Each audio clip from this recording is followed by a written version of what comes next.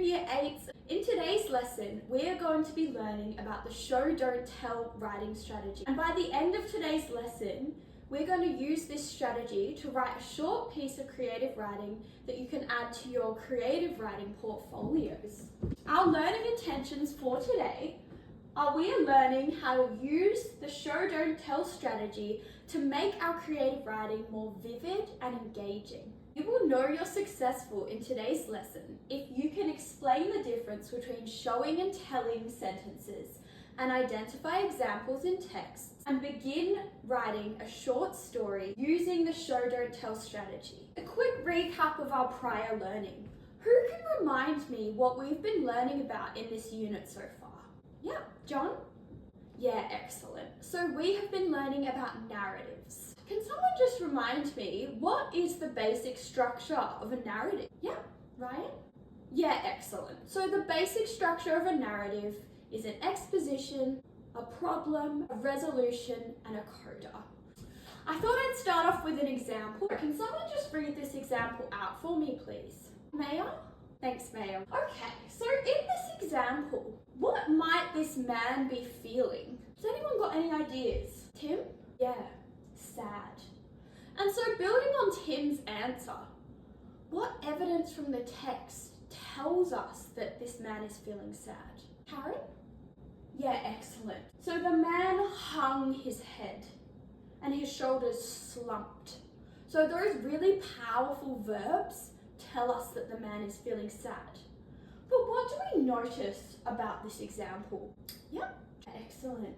So the author hasn't actually said the word sad, but we have inferred that from the detail provided. So when writers use show, don't tell, the reader has to infer meaning. Who can remind me what infer means? Maybe Kobe? Yeah, excellent. So when we infer something, we draw on the textual evidence to come to a conclusion. So here is a telling sentence. He was cold. A showing sentence might be, he shivered and pulled up his collar. We haven't actually said that the character is cold, but we've shown he is cold through his actions. James stormed out of the room. Could someone please read the showing example for me? Jasmine? Thank you, Jasmine. Having a look at this example, what can we infer about what James is feeling? Stuart? Excellent. So he's feeling frustrated or angry or maybe even distressed. And what textual details help us to infer that? We're building on Stuart's answer. Lucy? Yeah, amazing. So we've got, again, some really powerful verbs. Shoved, slammed, which build a powerful image in the mind of the reader. What else do we notice? Molly?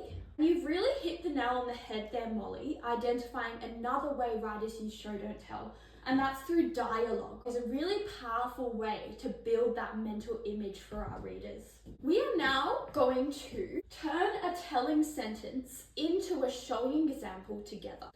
And to help you do this, a planning scaffold. And this is available to all of you on the class LMS. Taking our sentence from before, she was sad. I want you to go through each of these steps. 1, senses, actions, thoughts, dialogue. Let's just have a think about 1 or 2 of these together, and then you're going to do this with a partner and then come back and share with the class. If we're sad, what might our bodies do? Yeah, John? Yeah, we might cower or put our head in our hands. Year 8s, eyes and ears on me. 3, 2, 1. Thank you, everyone. So I heard some amazing ideas from all of you, and together we've co-constructed this paragraph. What I love about this example is our use of really powerful verbs and adjectives. We've got incessant, monotonous, churn, and that really builds such a vivid image in the reader's mind. How do we infer from our example whether this character was sad or had been crying? Yeah, excellent. Her eyes were puffy and red-rimmed. We didn't need to say she was sad or she was crying. But we've built that image in the reader's mind by sharing details about her face. You are ready to start writing on your own. Here is your creative writing prompt. Can I please get a volunteer to read it out for me? As you did with the example we did together, this planning scaffold is available to you on the LMS. I also have sentence starters on the LMS for those of you who are struggling or just feel a bit unsure about how to start. Here's what you need to do. First, plan your short story using the template, and you've got 5 minutes to do that. Next, begin writing your short story using the show don't tell strategy. You've got 15 minutes to do that. Once you're done, doesn't matter if you're not finished, just share your short story with a peer and give each other feedback using the feedback sandwich. You've got 5 minutes to do that. Can I please just get a volunteer to repeat back to me what you need to do now? Yeah, great, Ryan. Planning time starts now. I'll be coming around the room. Really amazing job today, everyone. I've seen some incredible use of the show don't tell strategy. Before we leave, can I just get a thumbs up, thumbs sideways, thumbs down? How confident do you feel with the show don't tell strategy? Thumbs up if you feel very confident, sideways if you're working towards, or down if you're unsure and need more help with it. Amazing, that's really good to see that most of you have your thumbs up. And in our next lesson, we'll be looking at similes and metaphors to make our writing even more vivid and engaging. Thank you so much, Year 8. In this second video, I will explain, analyse and justify the communication strategies and resources I use to advance student learning. This lesson aligned with Level 8 Writing Achievement Standards in the Victorian English curriculum, which requires students to experiment with literary devices for purpose and effect. It also addressed content descriptors requiring students to infer meaning from text, interact with peers to discuss implied meanings, and create written text using descriptive language. Using Wiggins and McTeague's backwards design, I planned a creative writing portfolio as the summative task for this unit, ensuring alignment between the Level 8 curriculum standards, pedagogy, and assessment. I structured the lesson using the teaching and learning cycle, which allowed me to scaffold students through the writing process, from modelling to joint construction and finally independent writing. For example, I used mentor text such as an excerpt from Crumbs to highlight powerful verbs and sensory details. I then co-constructed a descriptive paragraph with the class, drawing on the scaffold provided. These stages ensured students were prepared to write independently, supported by a planning template and sentence starters. I used a range of verbal communication strategies to engage learners in my writing lesson. I drew on explicit instruction to introduce new content. Explicit instruction is aligned with Hereric's skills model of English, which is explicit in its pedagogy, emphasizing the application of knowledge to language and texts. I began my lesson by sharing learning intentions and success criteria, ensuring clarity of goals. As highlighted by Hattie, clearly communicated, challenging but achievable goals improve learning outcomes. I also reviewed prior learning, asking who can remind me what we have been learning about in this unit so far, which Rosenshine emphasizes as vital to avoid overload in working memory when learning new material. When deconstructing mentor text with learners, I used modelling and think alouds, which the Victorian Department of Education highlights as essential for making the cognitive processes that literate people use transparent to learners. Further, I provided clear, sequenced instructions to reduce cognitive overload and maintain focus, combined with frequent checks for understanding. For example, after giving instructions for the writing task, I asked, can I have a volunteer to repeat back to me what is expected of you now, ensuring that my students were on task and understood what was expected of them. I also personalized instruction by using students' names and provided positive verbal feedback such as excellent, thank you, Kavi, which Geng identifies as effective for engaging diverse learners and building a safe, supportive learning environment. I also incorporated Think, Pair, Share, a collaborative strategy that promotes peer-to-peer learning and supports EALD students to work within their zone of proximal development. Hereric links this to the growth model of English, which emphasizes dialogue and access to class text for all learners. Explicit teaching, questioning, and collaborative learning are all high-impact teaching strategies which I drew on to engage and advance my students in English. I also employed purposeful questioning strategies to establish a dialogic English classroom. My questions ranged from lower order to higher order as the lesson progressed, aligned with Bloom's taxonomy and the IRF model. When analysing the James stormed out passage, I asked, what can we infer James is feeling from this example? These inference questions sit at the analysis level of Bloom's taxonomy and are emphasised in the Victorian curriculum as key comprehension strategies. Further, I revoiced and recast students' responses using precise literate vocabulary. So we might infer that he is feeling frustrated or distressed, and invited students to build on each other's responses, such as, building on Tim's answer, what evidence from the text tells us this man was feeling sad? This created what Boyd and Markian describe as dialogic teaching, consistent with Vygotsky's sociocultural theory. I also employed nonverbal communication strategies, including gestures, body language, and multimodal resources, to support engagement and classroom management. For example, I gained attention by counting down with my fingers while saying eyes and ears on me in 3, 2, 1, accompanied by assertive body language and eye contact.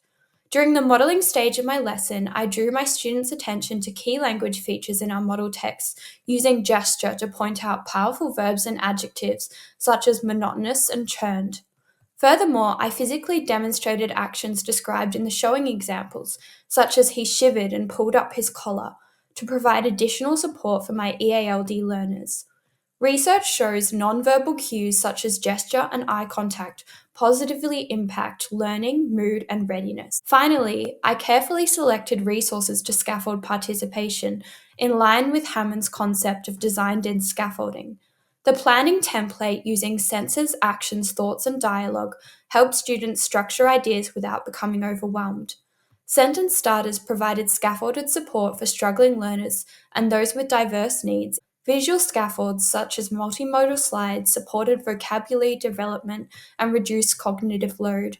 These scaffolds align with curriculum recommendations for supporting literacy development in English. In summary, my communication strategies were deliberately chosen to support Year 8s in mastering the show don't tell writing strategy.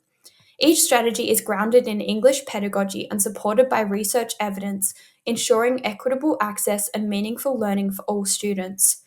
In this final video, I will reflect on the adjustments I made to cater for students from diverse backgrounds, how I address literacy and numeracy demands of the lesson, and what I have learned to inform my future practice. For my EALD learners, I adopted a high challenge, high support approach underpinned by the EALD learning progressions and Vygotsky's zone of proximal development. I maintained high expectations that these students would meet the same Year 8 writing standards as their peers, while embedding additional scaffolding. This included modelled examples, sentence starters, and multimodal resources such as images and gestures to reduce cognitive load. Partnered activities such as Think, Pair, Share also allowed EALD learners to co-construct knowledge with peers, supporting both comprehension and confidence. As Harper and Fees note, classrooms that are inclusive for EALD learners benefit all students. Therefore, the adjustments I incorporate to support my EALD learners ensures equitable access and meaningful participation for all my students. I adjusted my writing lesson for learners with ADHD using evidence-based strategies and the universal design for learning. A comparative study by Folio et al. Found that lessons designed around UDL principles led to improved outcomes in reading and writing for learners with ADHD. Ziegler notes that students with ADHD often struggle with starting and following through with writing assignments. Therefore, modelling and think alouds are particularly beneficial. For my students with ADHD, the structured nature of the teaching and learning cycle employed in my writing lesson supported sustained attention. Instructions were chunked into short, manageable steps, supported by visual slides and frequent checks for understanding. Further, I allocated clear, realistic timeframes for planning and independent writing time to support time management skills and executive functioning. Gifted students I differentiated by extending the writing task. These students were encouraged to layer their show-don't-tell writing with similes and metaphors, ensuring they were challenged beyond skills they had already mastered, working within their zone of proximal development. As Tomlinson notes, differentiating assessment for advanced learners involves providing the degree of intellectual challenge students need to academically advance, whilst fostering a growth mindset so advanced learners develop self-efficacy and take risks in their learning without fear of failure. The literacy demands of this lesson were explicit. Students developed their writing skills by composing a short story experimenting with the show don't tell writing strategy. They strengthened their skills in reading and viewing as they read mentor text and used comprehension strategies such as making inferences. Finally, their speaking and listening skills were developed through rich classroom discussions about the language features of showing mentor texts. Numeracy demands were addressed through sequencing and organization.